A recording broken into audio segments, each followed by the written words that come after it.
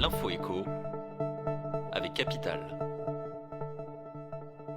Le chiffre du jour, c'est 47. C'est le nombre de départements où les élèves de primaire pourront faire tomber leur masque dès le lundi 4 octobre.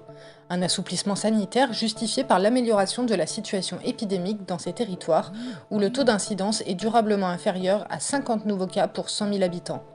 Ainsi, tous les établissements scolaires de ces départements, écoles, collèges et lycées confondus, appliqueront désormais le niveau 1 du protocole sanitaire.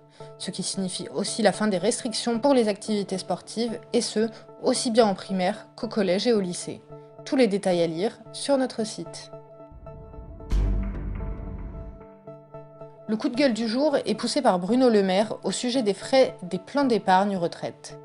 Le ministre de l'Économie et des Finances a estimé, jeudi 30 septembre, que les frais sur les PER sont trop élevés. Un constat tiré du récent rapport de la présidente du comité consultatif du secteur financier, dans lequel elle épingle les pratiques en cours sur le marché. À savoir, une information parcellaire et peu accessible, ainsi que des prélèvements dont l'accumulation pèse sur les rendements. Le locataire de Bercy demande un accord de place pour améliorer l'information des souscripteurs. Une comparabilité accrue qui devrait, par le jeu de la concurrence, aboutir rapidement à une baisse des frais, espère-t-il. L'info pratique Capital.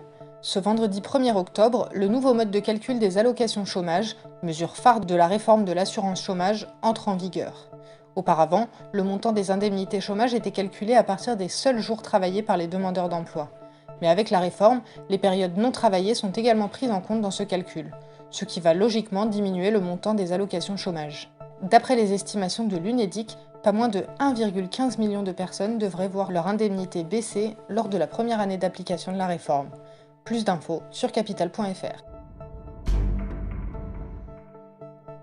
Et on termine par Disneyland Paris qui a été débouté par le Conseil des prud'hommes de Meaux, en Seine-et-Marne.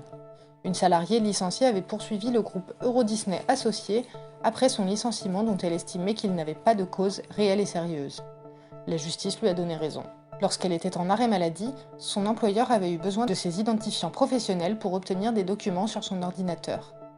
En les récupérant, des collègues étaient tombés sur une conversation Messenger dans laquelle elle tenait des propos dégradants, insultants, voire discriminants contre certains de ses collègues et sa hiérarchie. Pour autant, la justice a estimé qu'en remerciant son employé, Disneyland Paris a porté atteinte à sa vie privée et au secret des correspondances. C'était l'info écho avec Capital.